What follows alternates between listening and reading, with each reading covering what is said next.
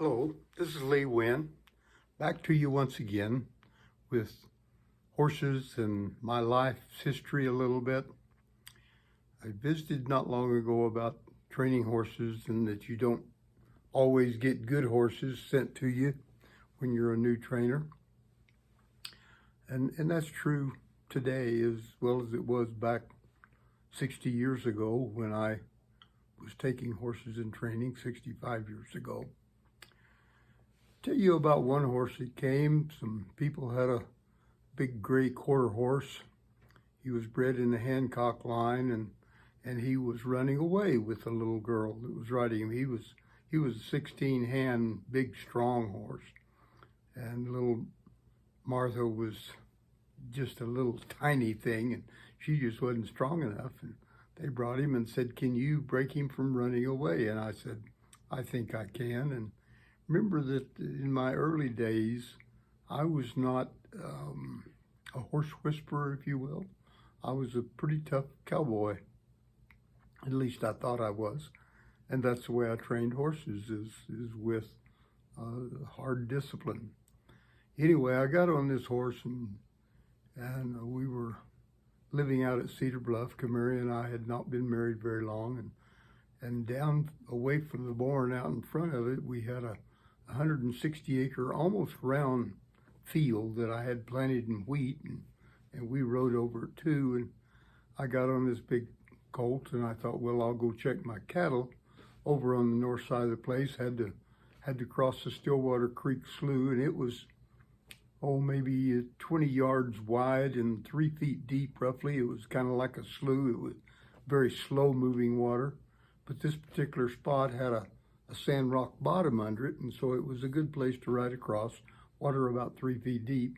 It was cold out. It was cold enough that there was a skim of ice over the creek. And anyway, I took this big colt out and I put him into a canter and started to turn him, and sure enough, he grabbed the bit and it wasn't what he wanted to do. So he grabbed the bit and away he went. Well, I just let him run. I could guide him.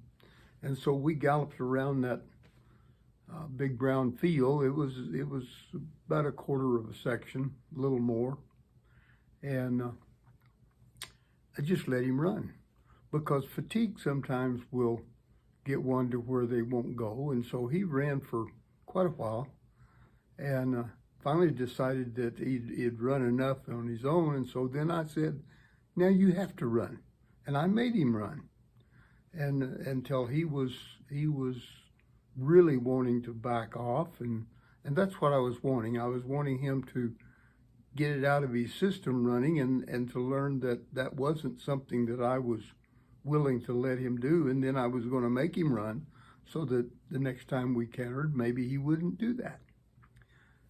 Anyway, we'd been out there for quite a while. He'd run pretty hard, and he was pretty sweaty all down his neck, and again, it's freezing out.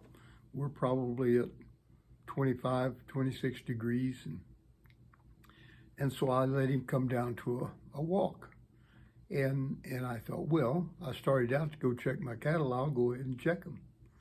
And so I put him back into a canter because he had quit breathing hard. And I wanted to see if he was going to run away again. And he didn't really. But I rode over where I normally cross the creek on this one crossing spot. And I just cantered him into the water. Well, you know, when you can, and there was a really thin skim of ice over the whole thing, not enough to cause any damage of hitting the ice, but he cantered and he hit the water, and he's about halfway across, and this cold water splashing up in his face, he passed out. He went down. And when I stood up in the water, he went down underneath me. I still had a hold to the reins, but I couldn't see any horse at all. He was totally under the water. And I thought, oh no, I'm going to kill a customer's horse here. And so I pulled on the reins and I got his nose, and he was passed out. And so I tucked his nose, my arms around his head, and I had his nose above water so that he blew a little bit of water out of him, and he's breathing. And I'm standing in this water waist deep, just a little over waist deep. thinking, I'll stand here until he dies. When he quits breathing, then I'll turn him loose and whatnot. Well, I'm standing there, and I don't know how long it was. It probably wasn't over 30, 45 seconds. It seemed like hours, you know. Anyway, he started coming around and he started fighting and fussing, trying to pull his head down.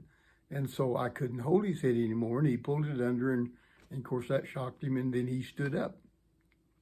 Well, when he stood up, I saw he was getting up. I just stuck my leg over his back, and when he got up, I was sitting on top of him.